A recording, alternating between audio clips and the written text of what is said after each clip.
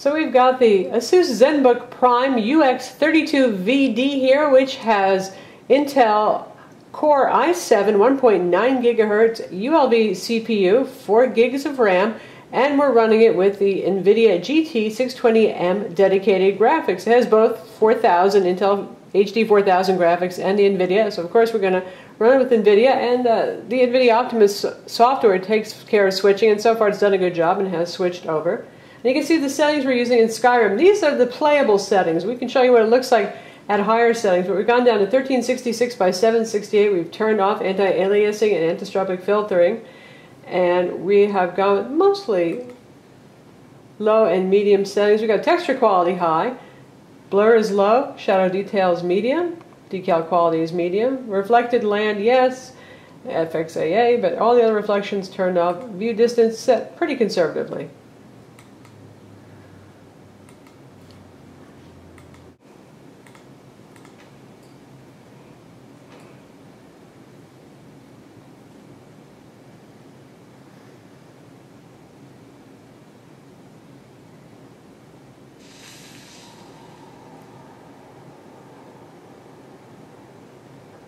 So frames are healthy in the mid-40s here at these settings, very playable.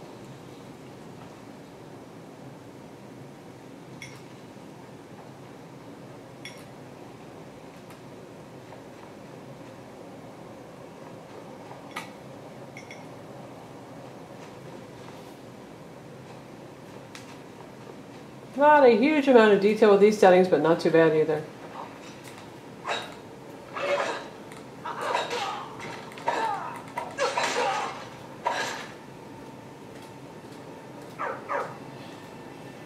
Well, fighting is not a problem.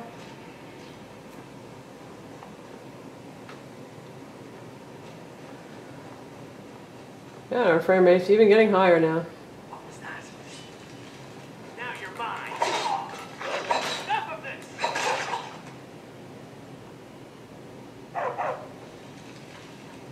So there it is, very playable. And now we're back at the beginning of Skyrim again, and we'll show you what it looks like if you play with the default settings that the application actually wanted, which is at full 1920 by 1080.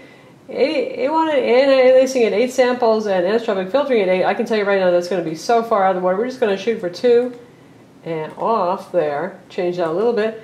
And we've got high, medium, high, and high for our advanced settings, and a slightly deeper visual distance here. We're going to give that a try.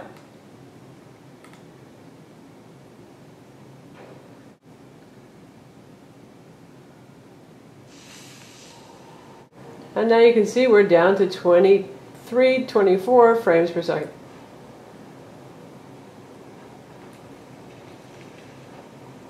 So not really so playable anymore. But the GT620M is, after all, a fairly low-end card, and this is a fairly demanding game.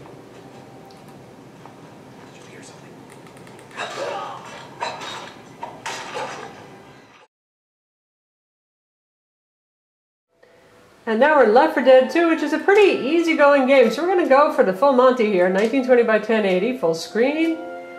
A great amount there. Anti-aliasing, let's go for a little anti-aliasing here. Medium for our shaders. Effect detail, that's good.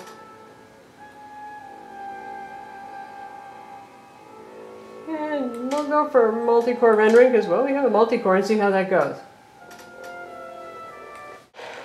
Alright, so now we're into the action. Pretty good frame rates, upper 40s to upper 30s sometimes. Very playable considering the nice high settings. Again, Left 4 Dead 2 is a pretty forgiving game. You don't need a super high power computer to play this. It even works on Intel HD 4000 graphics, so I would say this is definitely faster and smoother. That fixed me up real good.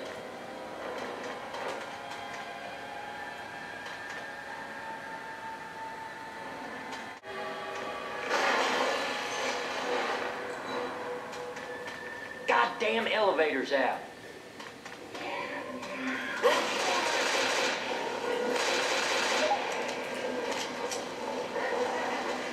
We gotta get around this fire.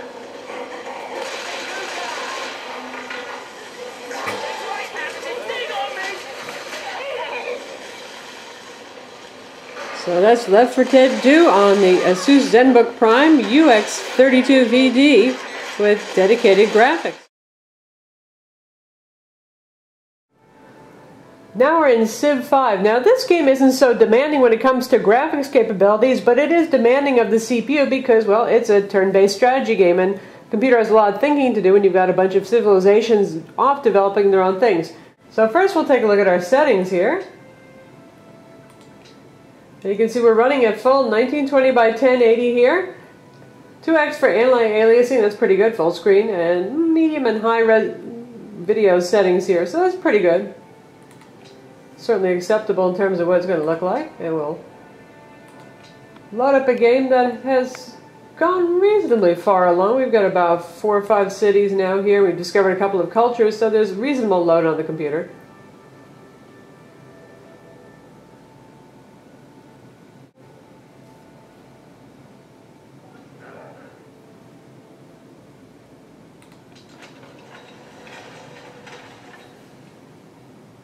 And frame rates are in the 20s.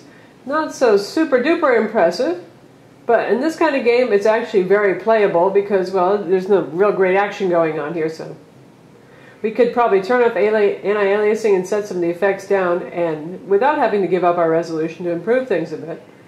You can see just panning around right here, we're doing good.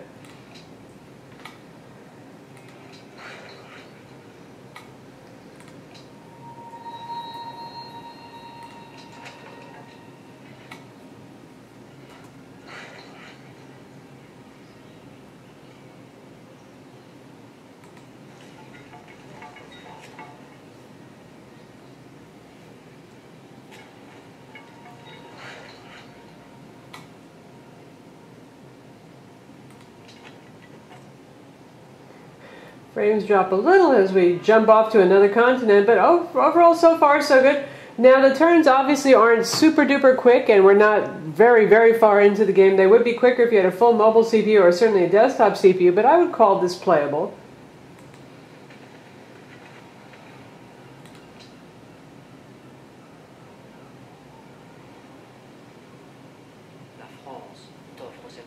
And now we'll try reducing our settings a little bit to see if we can get into the 30s for our frame rate. We'll turn off anti-aliasing and drop overlay detail down, shadow quality down. We'll set that to low.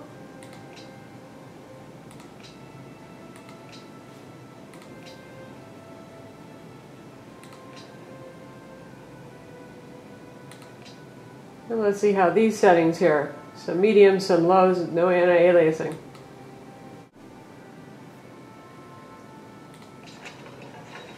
And that did the trick. We're in 34 or 35 frames per second here now.